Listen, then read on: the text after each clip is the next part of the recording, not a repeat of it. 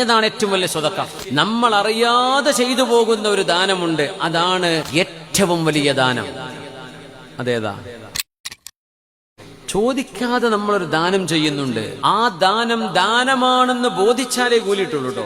സ്വന്തം മക്കൾക്ക്, ഭാര്യക്ക് മാതാപിതാക്കളുണ്ടെങ്കിൽ, ആശ്രിതരായി കൂടെ ജീവിച്ചിരിക്കുന്നവരുണ്ടെങ്കിൽ, ഇവർക്ക് നിങ്ങൾ ചെലവഴിക്കുന്നതാണ് ദാനങ്ങളിൽ ഏറ്റവും വലിയ ദാനം. യാ അല്ലാഹ്, അപ്പാക്ക് മരുന്ന് വാങ്ങിച്ചു കൊടുത്തു, സ്വതക്കയാണ്.